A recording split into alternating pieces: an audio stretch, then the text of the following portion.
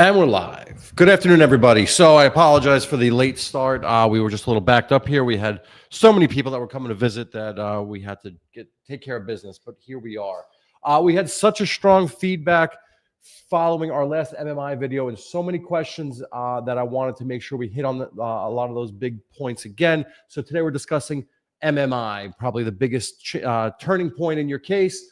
And I wanted to make sure I addressed it again, cover all the questions, and made sure everyone understands what's going on. So, like I said, today we're really talking about what happens after you reach MMI in your workers' compensation case, because most people really have no idea what comes next. They think MMI means their case is over, but in reality, this is where some of the biggest decisions get made. Your disability ranking, your weekly payments, and your overall settlement value all really hinge a lot of times on your maximum medical improvement and your permanency rating. If you don't understand how the MMI process works, you could miss deadlines, you could lose benefits, you could walk away with less money than you deserve, you could walk away with nothing. And that's not what we want. So we're going to break it down today. What does MMI actually mean? How is it decided? And what should you be expecting after you hit that point in your case? As always, folks, if you have questions, please post them up there. You guys have been amazing with the questions. You've been overwhelmingly positive. The questions are on point, and I love it. And keep them coming. And if you guys have any questions about your case, you need some help with your workers' compensation case here in New York, personal injury, Social Security disability, labor and employment, we have people who can help you with just about anything. And if you're not in New York State, we have lawyers that we work with all over the country. So if you need help finding somebody to help you with your case and you're not here in New York, give us a call, 212-406-8989. And with that, we're going to jump right in to our lovely topic today, MMI. What is MMI in work? By the way, I had like 3 cups of coffee today. I am shot out of a cannon and I'm going to crash hard. So I anticipate come 5 o'clock, I'm going to be dragging. But until then, let's go, baby. What is MMI in workers' comp and why does it matter? MMI, we use that term like every workers' comp is very, whatever. MMI stands for maximum medical improvement. It means that your doctor believes that you've healed as much as you can from this injury. You've plateaued. You've reached the point where you're not expected to get any better or much better. You're as good as you're going to get. Put it however you want to put it. The doctors will make this call to move your case forward. Once you've plateaued, and the system is going to start looking at your long-term benefits instead of recovery, okay? The initial phase of the case, the temporary disability phase of the case. Why am I cut out of my screen here? Hold on. I don't like that. Can we size? Is there a problem with that? Oh, I don't know. Whoa. I don't know what I just did here. I'm pushing buttons. Things are happening, but I only have half a screen there. I only have half a screen here. It's dark on one side. Do we know why? Can we answer? We don't want to do this. That makes my head little.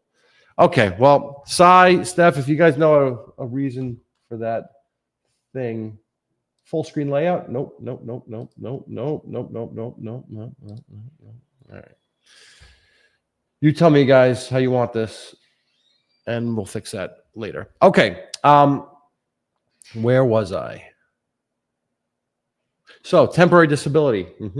When you are the initial phase of your case, phase 1 is your temporary disability stage. That's when you're getting better, you're getting treatment, you're getting surgery, you're getting physical therapy, and your condition is changing, whether it's improving or getting worse or what. It's temporary, it's changing, it's not yet permanent, okay?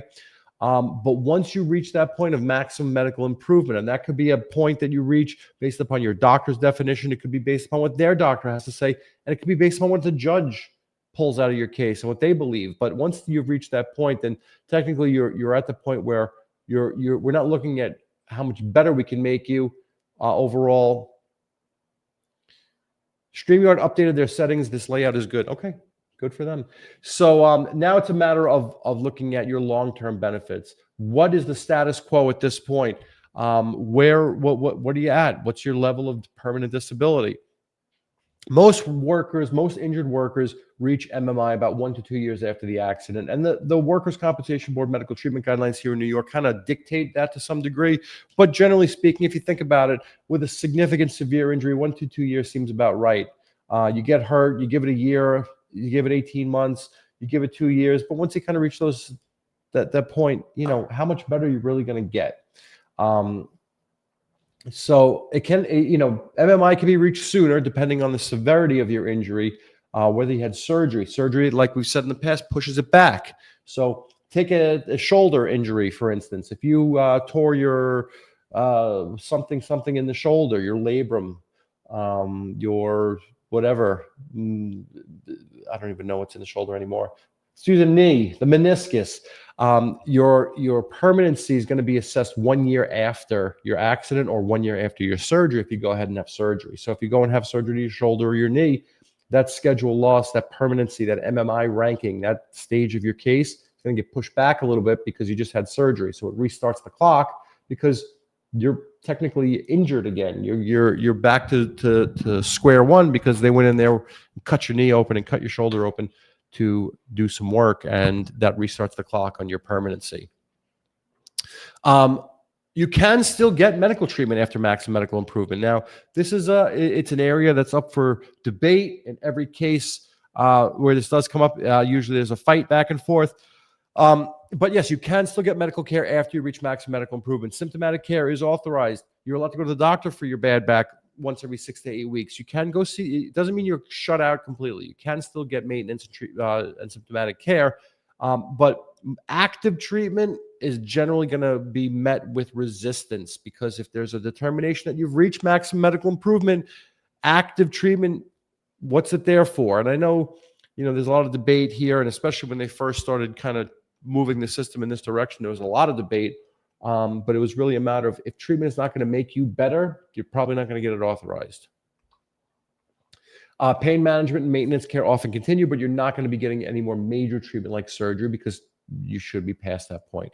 MMI is one of the most important points in your workers' compensation case. It triggers the process that decides your permanent disability rating, your weekly payments, and your eventual settlement if your case is going to settle. It really sets the table. It really gives us those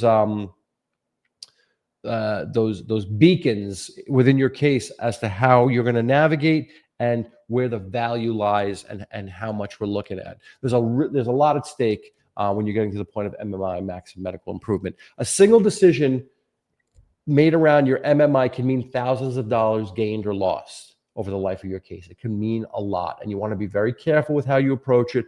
You want to make sure you do everything properly. You want to make sure your doctors are on the same page and your lawyers are on the same page. This is why it's super important to have a lawyer that knows how to handle your workers' compensation case, doctors who know how to handle your workers' compensation case, so you can navigate your case forward in a positive way.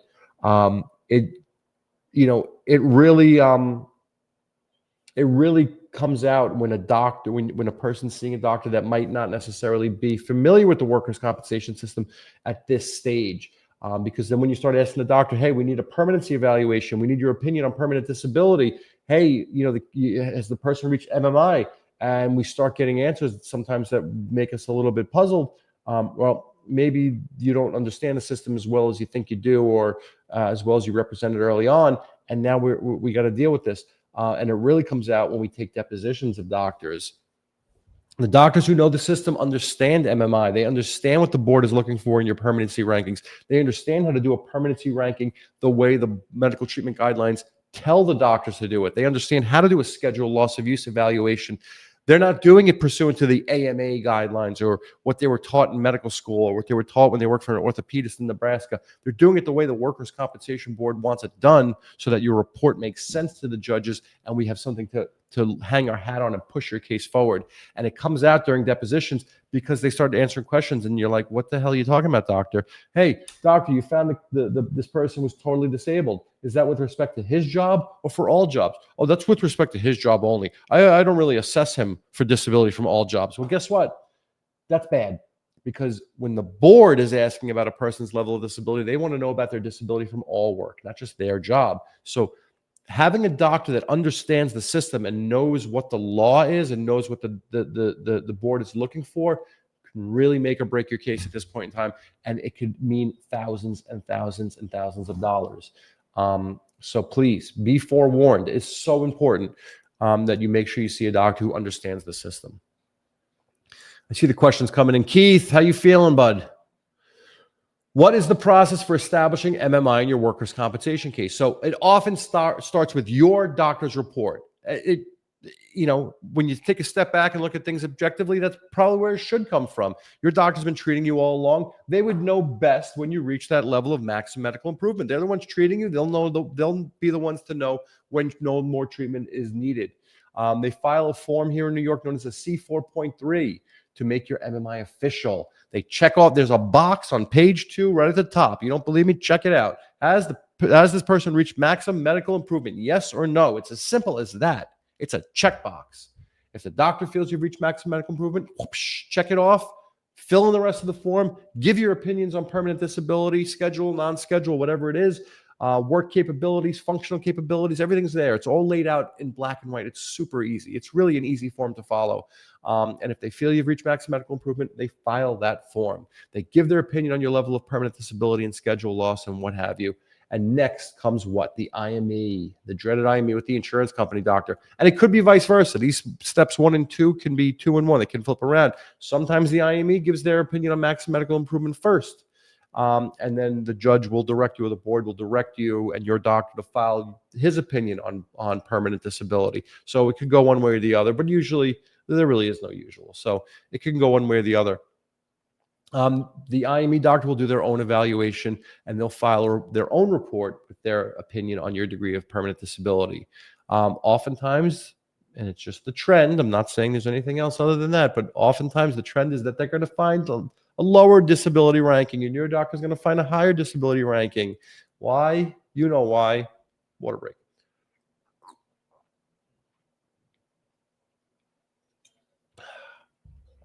The direction for a permanent MMI, permanent disability report, can also come from the judge. A lot of times the judge will say, hey, this case has been sitting here for 3 years. I don't see a request for significant treatment. I don't see a request for surgery. Both sides are directed to produce medical evidence of permanent disability. So sometimes that direction could come straight from the judge for both sides to get medical evidence and to push the case down the road to permanency. The reports go to the board reviews everything and starts pushing your case into the permanency phases. Sometimes they'll ask for more records. They'll ask for medical evidence of permanency for all sites of injury, even things that you haven't treated for in a while. If it was injured in the accident and the case is established, especially if the case is established, they're going to want a permanent disability report. Think about it. You get hurt 3 years ago and you fell down a flight of stairs, you broke your arm, you broke your leg, and you also hurt your back. Your back turned out not to be that big a deal, and you got a little physical therapy, and after 3 months, your back felt fine, but your arm and your leg were the big deal, and you fast forward 3 years later, you're in the permanency phase, and the doctor's filing a report saying, wow, you had a really bad fracture to your leg and a really bad fracture to your arm. You have this and this and this, and the board's going to say, hey, what about that back that you hurt 3 years ago? And they'd be right. You did hurt your back, and they want to know, is it permanent? Do you have a permanent problem? Is it all better? Have you reached maximum medical improvement? Is there any permanent impairment? Let us know so we can get it all together in that report. It's super important, and they are going to ask for that. If the doctors don't agree, so if you do have your report and the insurance company's report, and those doctors don't agree as to your level of disability, which most of the time they don't, the court steps in, the judge steps in, and you are directed, most of the time, depositions are directed. And this means we take depositions from the doctors. Here in New York, now we've gone over to this whole virtual system here. Back in the day, the doctors would come to court and we'd sit down and we'd question them on the stand, and it felt very official. But now everything's done over the phone. The judge directs us to schedule depositions with the doctor. We work it all out with the insurance company and the doctors. We get everybody's availability. We sit down on the phone and we do a telephone deposition. I did 2 of them today. And what we do is we ask the questions, they give the answers, and we present those transcripts to the judge. And the judge basically reviews the transcripts, lets us make arguments, and the judge reaches a conclusion as to which doctor they found more credible and which opinion they found more credible. Sometimes you might be asked to testify as well, how your injury might affect you, what limitations you might have, and things like that. So sometimes that comes into play as well. The deadlines at this point in time in your case, the deadlines move rather quickly and they're strict. You know, if you go to court and the judge directs permanency, whether there's other evidence or not, they might say both sides, medical evidence of permanency within 60 days. Or if the insurance company produced an IME with permanent disability, they may say, claimant, produce your report 45 days. Well, guess what? If you wait a week to call your doctor to set up that appointment, you might be shit out of luck because doctor's offices get busy. You want to get that appointment scheduled. You want to get in there and see the doctor. You want to get that report. You want to make sure it's in the board file because you don't want to get precluded. And getting precluded is when the judge says, you snooze, you lose. You didn't submit your report like I asked you to. Tough. You're done. You're out. You don't get to submit a report anymore. And what do we have now? We have an IME report, which is probably not that favorable. And the best we could do is cross-examine that doctor and hope for the best. And it kind of sucks. So deadlines come quickly. If you're directed to get a permanence report, get it. Get it. Make that call today. If you're directed, if your lawyer's directed to schedule depositions, schedule them. We get on it, and even under those circumstances, we do it as soon as possible. Doctors get busy. The holidays are coming. This happened, that happened. You want to make sure you get everything done, and you want to get it done as soon as possible. Missing a deadline can really lock in an unfair rating in your case and can really hurt you financially. When everything is all done, when the depositions are done, when the dust has cleared, if the parties haven't worked out a resolution, the judge is going to issue his decision, whether it's right then and there at the hearing, or they might do what's known as a reserve decision. And they're going to reach a conclusion regarding your level of permanent disability, whether it's scheduled or non-scheduled, whether you're partial or total, and what you're entitled to. So there it goes. I see the questions are coming in. I see Ms. B is already drumming up the likes. Hit that like button. Hit that like button.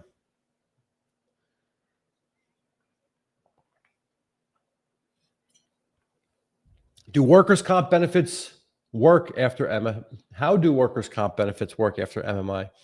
After you've reached maximum medical improvement, a lot of things can happen here. Temporary benefits stop. Why? Because you're now permanent.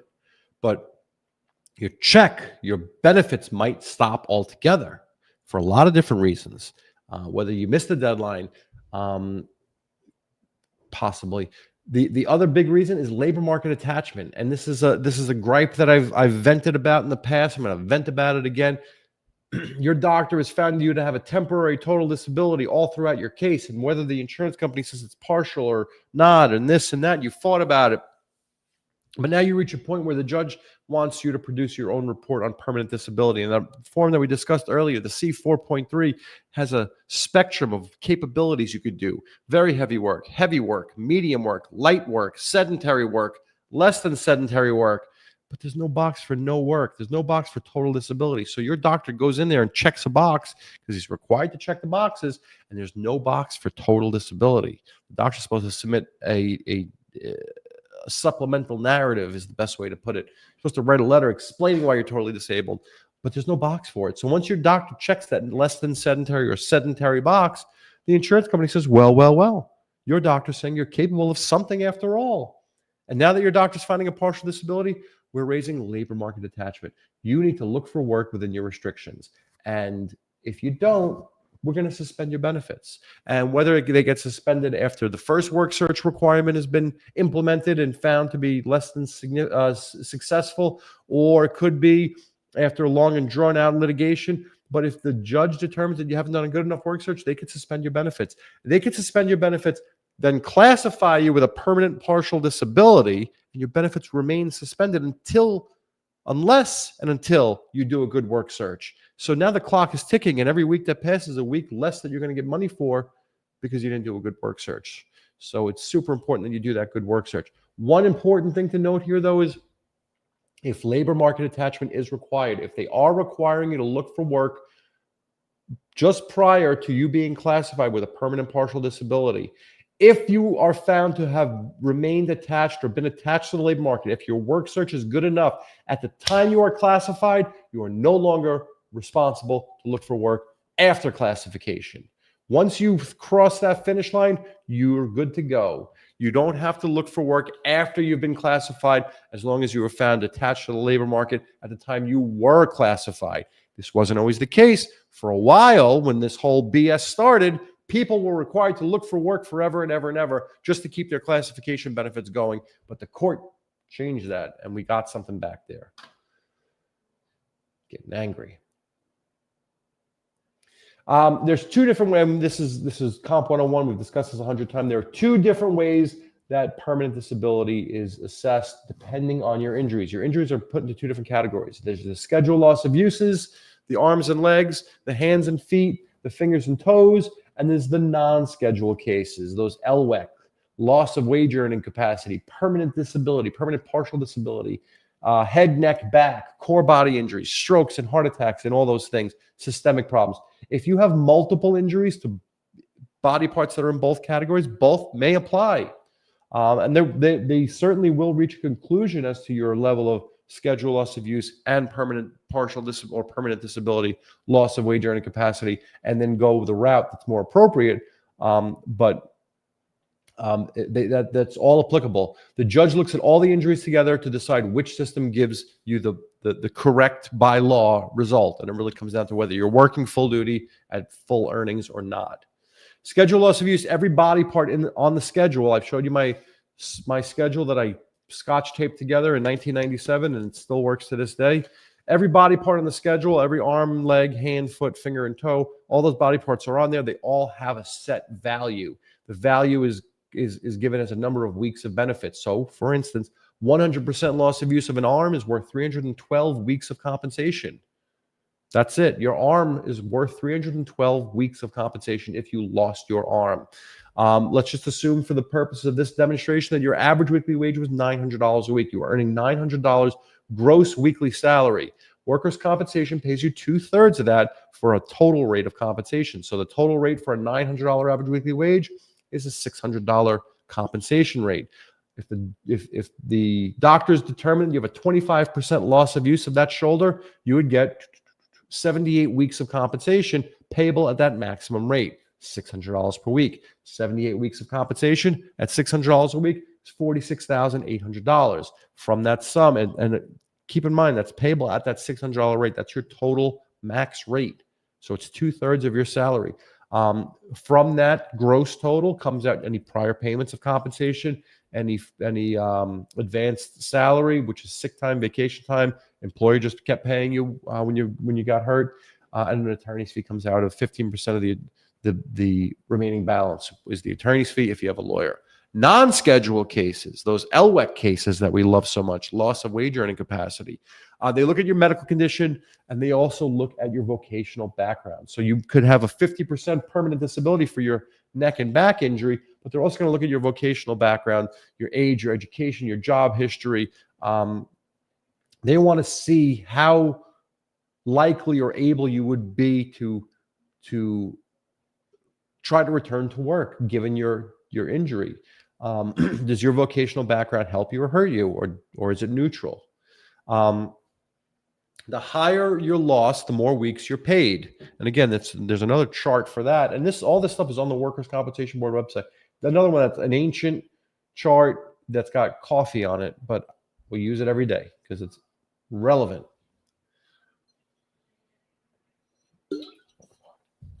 The higher your level of permanent loss of wage earning capacity, the more money you get and the longer you get it. So for instance, a 15% permanent partial disability or less gets you 225 weeks of compensation, and that's payable at that percentage. So if you're found to have a 25% permanent partial disability or loss of wage earning capacity, you get 25% of the maximum rate. If you remember before, we were getting the total rate of $600, 2/3 of the $900. But here, it's $150, which is at this point below the minimum. So the level of your disability tells us how long you get permanent benefits and for how much. Okay, 225 weeks for 15% or less, and then you contrast that with a 91% gets you 500 weeks of compensation. 500 weeks is 9.62 years. So you don't even get a full 10 years if you have a 91% permanent disability. Crazy if you think about that. If you're a 35-year-old kid who had a horrible accident and got really effed up and you have a 91 to 95% permanent disability, you're only getting benefits. Your benefits are less than 10 years. What are you supposed to do? We just discussed this with a client. That's kind of why we were late. You could file this form, a 35. The C-35 is a form asking for extreme hardship redetermination. This is for those people who are classified with more than a 76% permanent loss of wage earning capacity.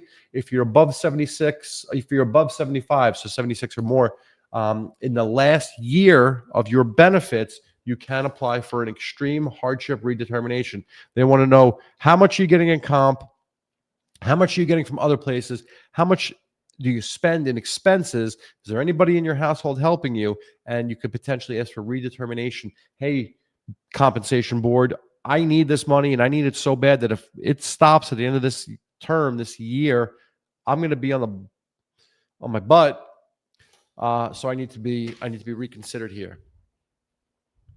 So yes, so when we're looking at the non-schedule losses, they look at your overall level of disability and your vocational background. So let's just say you hurt your low back, just for the purpose of this example. The judge finds a 50% loss of wage earning capacity, and we have the same average weekly wage as the other person. It's a $900 average weekly wage. Your max rate is $600 a week because you get 2/3 of your average weekly wage. With a 50% loss of wage earning capacity, you're going to get 50% rate. So you're going to get $300. A $300 loss of wage earning capacity gets you 300 weeks of benefits. $300 a week times 300 weeks is $90,000. But it's not payable up front like in a scheduled loss of use case. It's stretched out over that 300 weeks, 5 3/4 years. So you're going to get payments for that period of time at the $300 rate. If you're found totally disabled, 100% permanent total disability, that is the only time you get benefits for the rest of your life. Back in the day, before these changes in the law, if you had a 50% permanent partial disability, you would get the 50% rate for the rest of your life. The rest of your life is no longer valuable. You only get it for a term unless you are permanently and totally disabled. All partial classifications have a set limit of weeks. You can still work in certain circumstances. So when you have a non-schedule type of closure, the loss of wage earning capacity, you can work at light duty in certain circumstances. If you go back to work and you earn less, you may qualify for reduced earnings benefits. You might be entitled to 2/3 of the difference between your pre-accident salary and your current salary, again, within that statutory maximum range, but you can get up to 2/3 of the difference if you go back to work at a light duty capacity where you can't do any more because of your injuries. This is where the dollar value of your case really takes shape. A strong rating with a correct wage calculation can mean tens of thousands of dollars more. We did a case this morning, and I almost wish like I could get the client in here and say, but average weekly wage. I went ahead and proved that the average weekly wage was off by $200 a week. And this wasn't a permanency case. This wasn't a case where we're wrapping things up. This is a case where the person's still temporarily disabled, getting treatment. We're in the middle of the road here. But a small change on his average weekly wage from $1,300 to $1,500. We went back to the beginning. We modified all those awards using the new average weekly wage. And guess what? Our guy got another $9,000 today just from cleaning up that small error in average weekly wage. And mind you, the error wasn't my fault. It was my discovery because they had not produced their pay statement until recently. But once we saw it, we did the math and we got somebody. Think about that. How happy would you be if your lawyer just said, by the way, I got you another $9,000 today. Don't even worry about it. You're going to get some money. Beautiful. I know I could use it. So this is why it's so important. It's why it's important to have a good lawyer all through the course of your case. But, especially at the permanency level, because most importantly, then I go back and I review everything. I make sure that average weekly wage is spot on. I make sure all the sites of injury are in there. I make sure all the medical that we can get in support of your permanent disability is there, and we do our best to get you the highest ranking possible. What did Ms. B say? I forgot. What happens with settlements after MMI in workers' compensation? Where did you go? Where'd you go? Did I skip one? 5. I did. Hold on.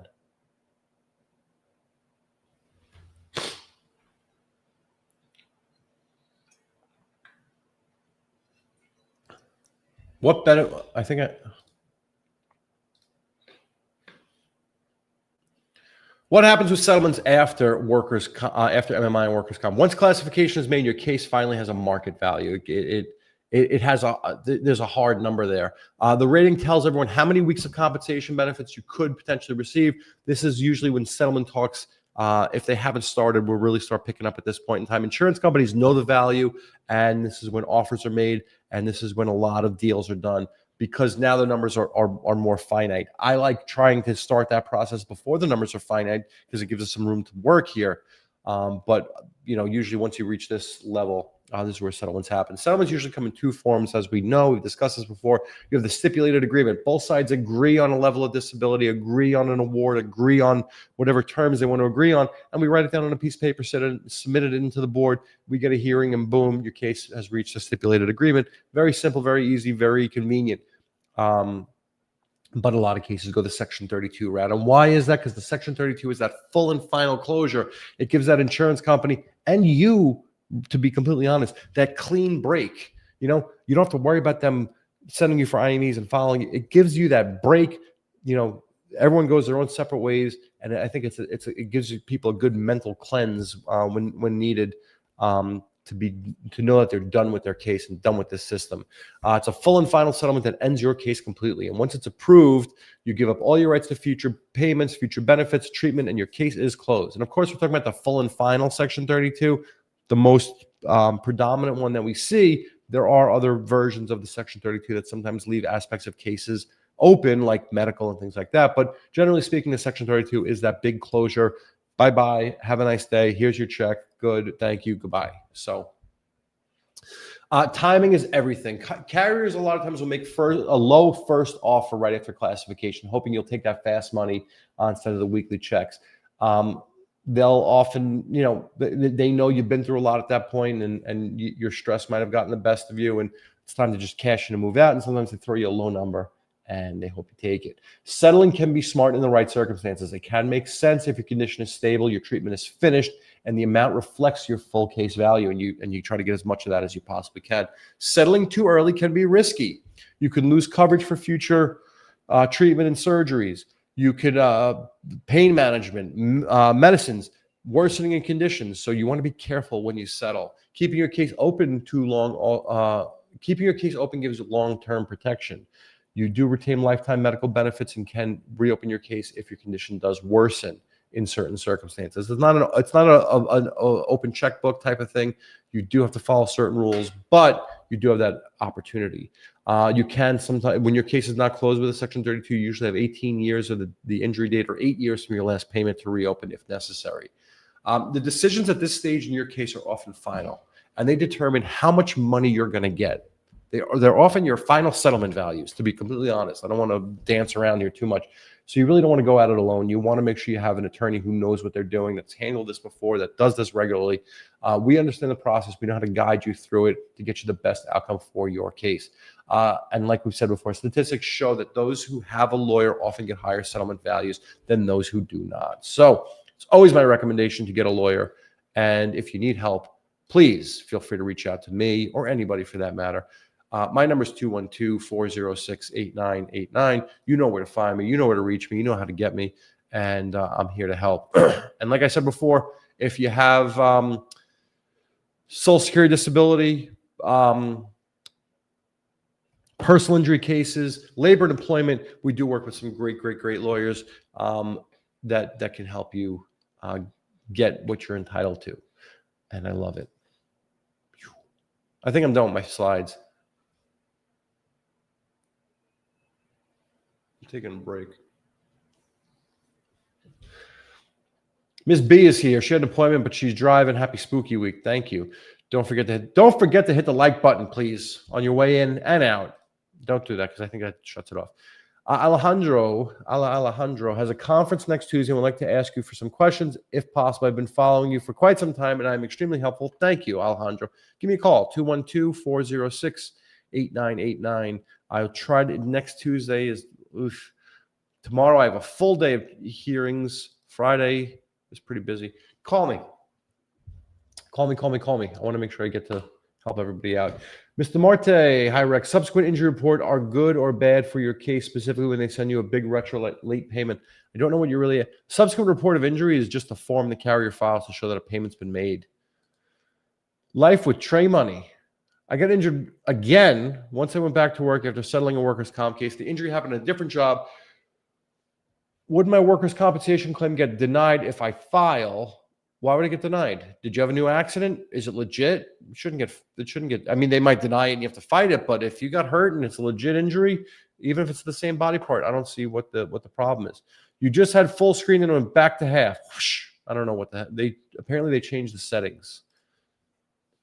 Gustavo, I had a small bleed in my head, fractures in my L1, L4, transverse processes, 5 broken ribs, and a torn rotator cuff. My question is, will my case take a long time to settle? There's no answer to that question. I've had easy, straightforward cases take forever to settle, and I've had difficult head banging into the wall cases settle relatively easy. Every case is different. The parties and players are different, so it's hard to say what would delay a settlement or not. Mr. Sir, Bubble Gun, is there a chance to get a settlement after surgery? Absolutely. It really depends on who your carrier is also. Some carriers don't settle cases.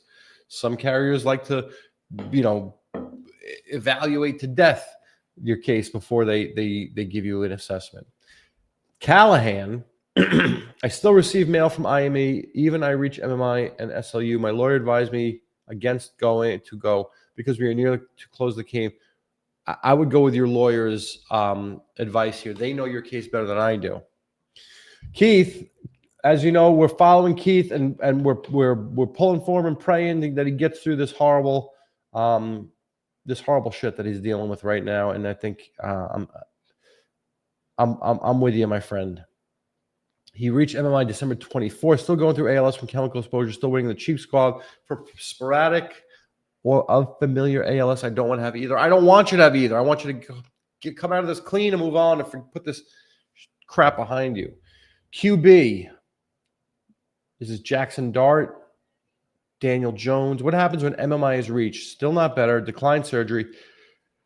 And the insurance company doesn't want to offer settlement. If they don't want to offer settlement, if they're not engaging, if they're not negotiating, then you just let the case move down the litigation road. You take depositions and you let the judge make a decision. You make sure you have a good lawyer who puts his best foot forward in your case, gets you the maximum amount.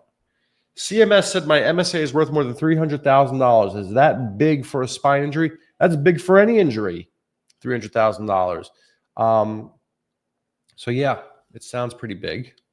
How does not having a driver's license and relying on public transportation affect the case? So we talk about augmenting and mitigating factors when it comes to LWEC. So like we said before, when a judge determines your LWEC, they look at your overall level of disability and then they factor in your vocational background. Things like having a driver's license and a CDL at that, a commercial driver's license, will reduce your overall level of disability. Not having a driver's license, and this is the shitty thing about it, is a lot of judges will say, oh, that's neutral. Well, no, it's not. It's actually a mitigating factor, an aggravating factor. It makes it worse, but relying on public transportation is not what it's all about. But again, every case is different. Every judge is different. Every evaluation is different. So sometimes they might find not having a license an aggravating factor. Tyler's got agoraphobia. My insurance adjuster wants me to go out for walks as exposure therapy. Should I trust my adjuster? No, you should trust your doctor. You should trust your doctor. If the adjuster wants to make that recommendation, they should become a doctor first and then make that recommendation. Otherwise, you should trust your doctor. And if they still want to make that recommendation, they should make it to your doctor and let your doctor take it from there. So, God bless Marion. Hi, first time on live, but watch you often. After the live program earlier this year, I enjoy your expertise and your knowledge. Great work. Thank you, Marion. I appreciate the wonderfully nice comments. They make me smile. They make my day. They really do, more so than you guys think. I leave here. I know sometimes we go and go and go, and then the time hits, and I'm bleary-eyed and done. And you know what? I get on the train, and I think of all those nice comments, and I look out the window. It's kind of like a Forrest Gump moment, and I smile to myself and think about how nice people are and how much I want to help people who need help. So thank you.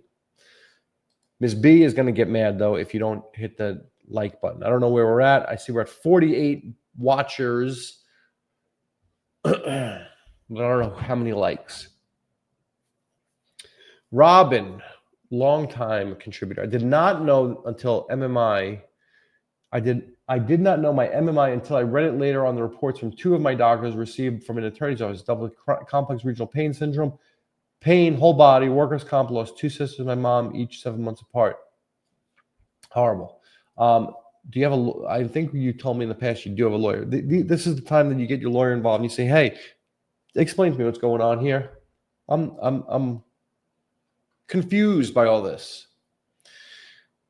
C. Hampton, my workers' compensation case, a fall, 2 L fractures. Is that leg fractures or lumbar fractures? Damaged elbow, tendonitis, concussion, post-concussion syndrome. Doctors are so busy and don't want to be bothered. Broken system. Adjuster hasn't authorized my treatment for PCS a year later. What state are you in? Because in New York, there's a process for getting things authorized. I'm sure there is in every state. Here, it's very formalized. Alejandro, back in MMI, he reached MMI back in December. I was asked to go back to see the doctor 9 months later. They've been delaying authorization and finally have authorized. I have a doctor's appointment the day before a conference. They are trying to push for stipulated award, but I don't think I want that. Do I have a choice? I mean, yes and no. You can always say no to any agreement. Do you have a choice? You do technically. In reality, not always. Here in New York State, for those of you who have settled your case with a Section 32, you know what I'm talking about. And I think I've referred to this video in the past. Workers' comp requires that you watch a video when you do a Section 32 settlement. It's on YouTube. It's very easy to find. And in that video, they say, well, you could settle your case and leave your medical open. Or you could settle your case and leave your medical. They make it seem like it's an option. Insurance companies, when they close a case, they want to close a case. They want to close the whole case. They don't want to keep your medical open. If they have a reason and you're making a requirement that medical stays open, sometimes they'll accommodate and if there's MSA reasons. Sometimes they have to, but generally speaking, they want to close cases to close cases. And water. I'm like choking to death here. Can somebody help? Catherine's out today. We have a sick crew here. I'm gonna go fill. Hold on one second. Can you do me a favor?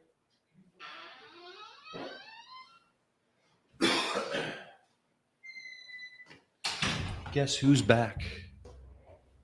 Sorry about that, folks. Robin, starting 2 weeks after I was injured, no pain medication, highly sensitive, bad side effects to psychotropic drugs, allergic to lidocaine patches, been rough. I'm not bedbound, thank God. Where were you before? Oh, complex regional pain, it's a horrible thing. Make sure you have a good doctor. Make sure you have a good lawyer. You're not bedbound, and I'm happy to hear that. C. Hampton, this is Rodney Hampton's cousin, I think. Doctor report showing restrictions. My employer has not responded to any return to work. I've emailed a few times. What happens now? I would document that. If you are cleared to return to work at light duty with restrictions and you're trying to go back and they're just not taking you back and they're ignoring you, I'd make sure to document that and potentially, I hope you have a lawyer, potentially include that as evidence or hold on to it if needed, if it ever reaches that point. Thank you.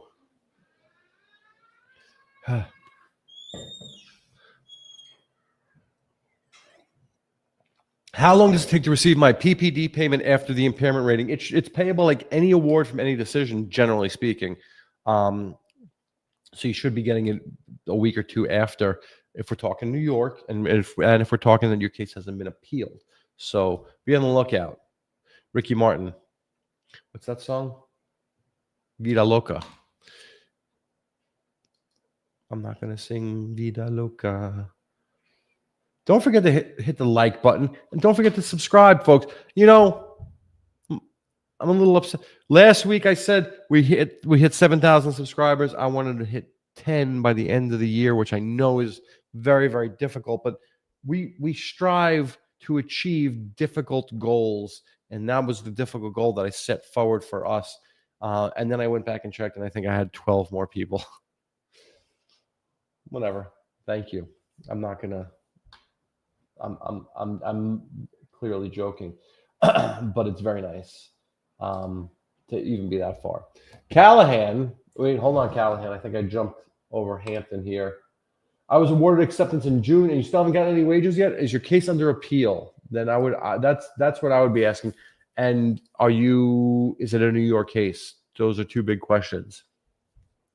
Do injured seniors get more benefits than the youngest claimants? Well, if you're under the age of 25, certain circumstances, you get a little bit more money for being under 25. And if you're an illegal employee, if you're too young to have been working, you get double compensation here in New York State. But that's not your question. Your question is for LWEC factors. Yes, sometimes age can be an aggravating factor, or young age can be a mitigating factor. So yes, good question. Actually, Mr. Callahan, my friend, Big Tom Callahan's son, there you go. Gold star for that question.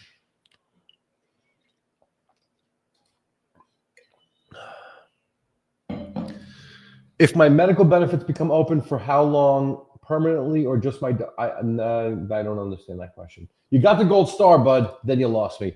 Antonio Prado will be calling me soon. My former company, who terminated one day after the accident, is trying to reach a settlement with me. Now they sent many subpoenas, so it looks like I'll need representation. Let's go kick their ass. Call me, Antonio.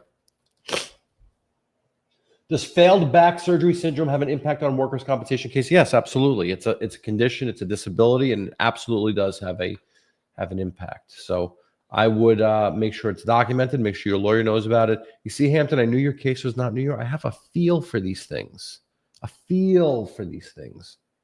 Alejandro, thank you so much. No, you're awesome. My case is in California. I don't want the insurance to keep dictating my medical treatment. Yeah, it sucks. Do you have a lawyer, Alejandro? You should. If not, consult with one. If you need help finding one, we work with some great attorneys out in that direction who could certainly help you out. Hampton, your case is not appealed, but you're in Nevada, so I don't know specifically the process there. But no wages received. Have you spoken to your lawyer about it? I think that's probably the next significant step. Folks, it's time, and my throat is, I'm going to be in the bathroom all night because I'm chugging water because I'm dry mouth here. But I thank you. We had a wonderful day, and we hit all the hot topics on MMI. MMI it's so important, and people the problem, just to have an open dialogue about this. One of the problems that we see with MMI is that it comes at the end of your case or near the end of your case, and sometimes people have had the crap kicked out of them for so long dealing with this case that it's like, whatever, just let's just finish this thing. And while I understand that, it's not the time to be passive. It's not the time to be complacent. It's the time to really kick it up. Go out with a bang, power through the finish line, get what you're entitled to. Don't just coast. Like I said, people sometimes they're just tired. I've been dealing with this case for 2 years. I haven't worked in 2 years. My back is killing me. I'm still limping. They won't give me the treatment. They won't give me physical therapy. My doctor says if I just take some medication, I'll be good enough to go back to work. They won't give it. I understand it. You're done. You're shot. You're beat. You're exhausted. These sons of bitches get to go home every day when 5 o'clock hits and live their life. And when 5 o'clock hits, your back still effing hurts, and you're done. And I get it. I totally get it. And but you're almost there. You gotta grab yourself by your bootstraps, as they say. You gotta buck up and kick it into high gear and get through it. Go keep those appointments. Go see your doctor. Get that permanency evaluation done. Get a good report. Go to those IMEs. Do your work search when they tell you to do it. You gotta power through the finish line, and it'll be worth it. Don't let them push you around. That's really what I have to say, and that's the important part here. Just be cognizant of the fact that you're reaching an important, very important stage in your case at a time. It's almost like a mirage in the middle of the desert. You're cruising along through the desert. The monotony, the sand is there. It's the same thing every day. Every morning you wake up in pain. Every day you live your life in pain. Every night you go to sleep in pain. The desert of pain is all you've been seeing, and the mirage comes up. Guess what? In the middle of nowhere now, we're dealing with a whole new topic, a whole new thing, and all new issues. You haven't looked for work in a year or 2 years, but guess what? Now we're telling you to look for work. The horizon has changed. The settings have changed. It's a whole new world in your workers' compensation case, and you need to understand what to expect so you're not blindsided. So many people, when you tell them work search, their eyes get this big and they get scared and they say, holy shit, what are you talking about? And I can't get through. And that's when bad things happen. You need to understand, expect the unexpected, and have a lawyer to get you through it. Okay. With that, folks, I thank you so much. Great questions today. Next week, what's on the agenda for next week? How? Oh man, we're gonna move this appointment. We're gonna move this appointment. Next week, we're doing 4 o'clock. 4 o'clock next Wednesday, the 29th. Me and you, all of you, next weekend. Next week. My God, I'm losing my mind. I'm absolutely. October 29th, 4 p.m. I got some good stuff in the works here. I'll see you guys then. Thanks for the great questions. Have a wonderful rest of your week and be safe. Bye-bye.